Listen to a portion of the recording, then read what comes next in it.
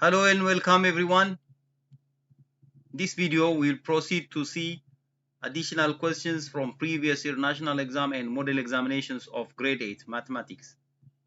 The first question here, it says in the number line, on the number line, which one of the following rational number is located halfway between -4 and -3?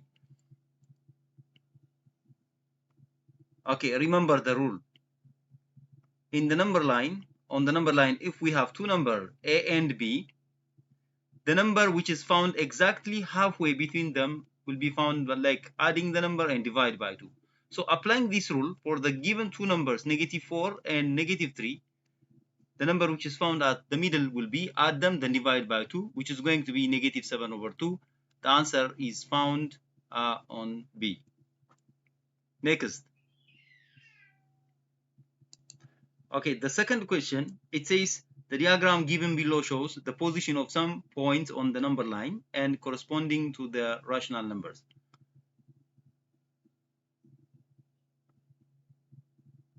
Therefore, what does he say? By using the number line, which of the following is correct? Correct order of numbers. Correct order. Always remember, the number which is to the right is larger and the number which is found to the left is smaller. So 2.75 is less than W. Where is 2.75? It's here. It's less than W. Okay, correct. Again, W is less than 11/2. 11/2 is found here. It's still correct. And 11/2 is less than 4.5. Here it fails because 11/2 it's found to the right side of 4.5, so it doesn't work.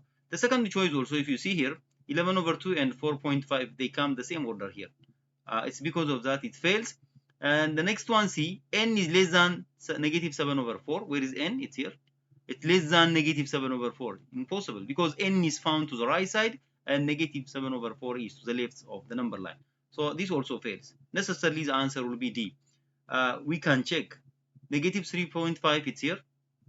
Okay, less than m. The m is here to the right, correct. And m is less than -7/4. It's the right, correct. And it is less than 5/4. It's here 5/4. It's still correct. It goes smoothly. And then less than w. W is still the right, and less than 5. The 5 is found here. And finally, it's less than 11/4. Yes, 11/2. It is found to the right side of 5. So everything is perfect. The answer will be D. Let us continue to the next question. The next question, it is fraction, addition, multiplication.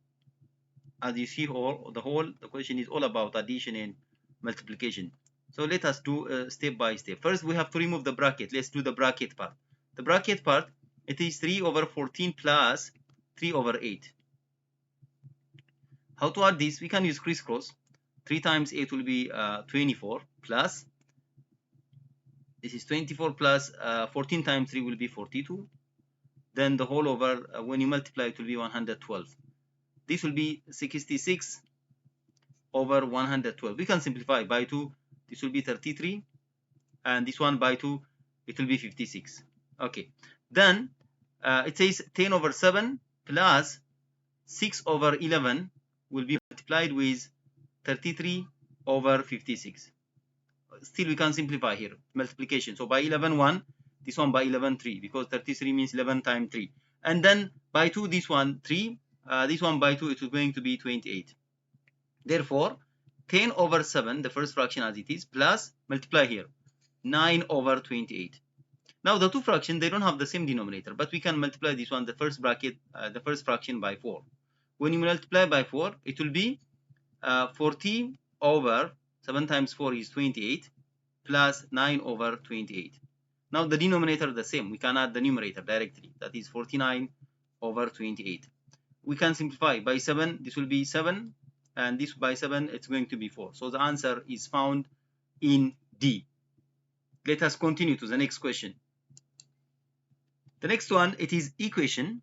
Again, as you see here, it says 3x minus 2 the whole over 2. Let's write it, the question. It says 3x minus 2 the whole over 2 is equal to x minus 1/2. We can multiply each side by 2. Each term here by 2.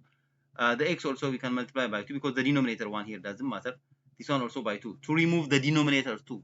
In case of equation, solving equation, if it contains fraction, try to multiply the denominator by LCM. The LCM of only the denominator there is 2 only. So we can multiply everything by 2. So the 2 cut out. What left here?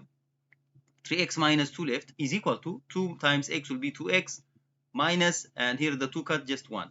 Then reshuffle, collect the like terms, bring the 2x here and shift the constant there. So when you do that,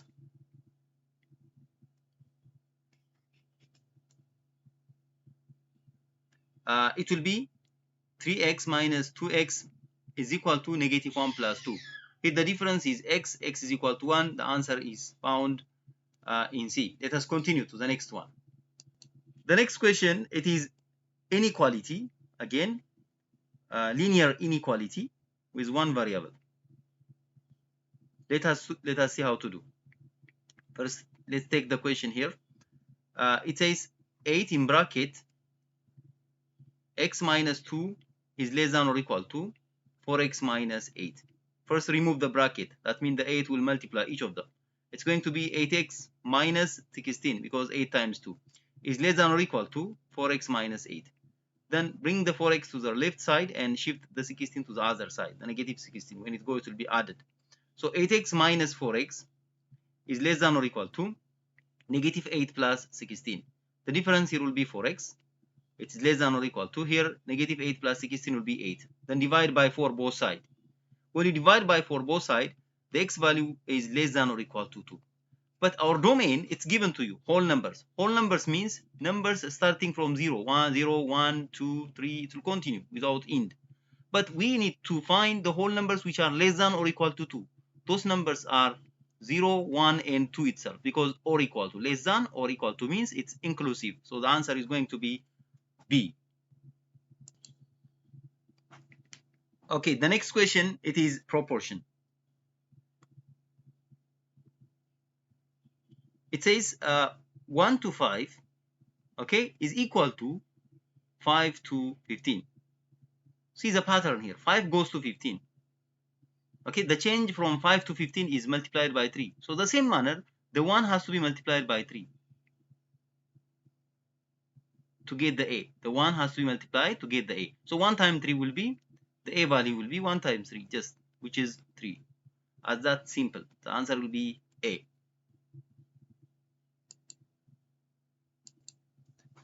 Okay, the next question, it says by selling a pair of shoes for BER 168. Okay, the shoes is already sold by 168. A shopkeeper made a profit of 12%. We can apply the direct formula. It will be longer process actually this time. But this 168, okay, this 168 means the normal price, okay, the normal selling price plus the 12% profit together. So what to do here? Like systematically, we can do it.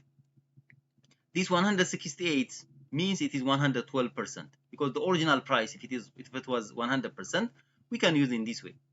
Okay, if the original price of the shoes was 100% without profit, let's say 100% is equal to x, we don't know this value, but this time it's already sold by 168, but this 168 is after getting 12% profit, means the 100% plus 12% together 112%. So when you multiply crisscross, 112% x is equal to 168 times 100%. We can do it. Then divide by 112%, both sides. Then cut out here. So the x will be, you can cancel the percentage here also and simplify here. You can simplify by 8. This will be 21. This one by 8, it's going to be 1, 4. Again by 7, this will be 2. This by 7, it's going to be 3. So what's left? 3 over 2 multiplied by 100 left. So by 2, 1, this by 2, 50. So 3 times 50 will be 150. This was the original price. Without profit, the selling price, normally without profit, it's going to be 150. This is what's asked. The answer is going to be found in D. Okay, the next question, it says, what is the rate of simple interest per annum at which BER 1000 is earned BER 750? Here what's given, the principal is given 1000 and the interest also given to you and the time we have. What is asked? What is the rate? It says So we need the rate. Okay, let us see how to find. Let us apply first the formula.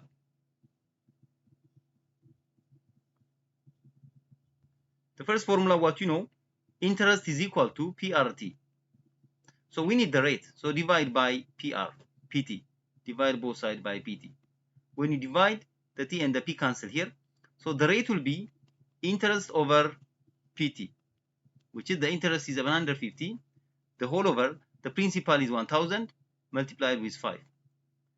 So it is going to be, the rate will be 750 over 5000. When you make it, you can cancel the 0, and by 5 this is going to be 15, and this one by 5 it will be 100.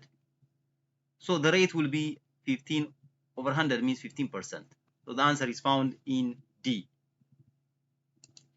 Okay, the next question, it says what is the value of x in a population function whose values are given to you 1, 2, 4, x, 8, and 9, so that the median value is given to you 5. So when you see it is written in order, so we can cancel one from left, one from the right to know the median, and one from left, one from the right. Therefore, 2 left at the middle. The sum of the two, 4 plus x, then divide by 2 will give you the median. The median is already 5. So that we can multiply crisscross. So 4 plus x will be 10.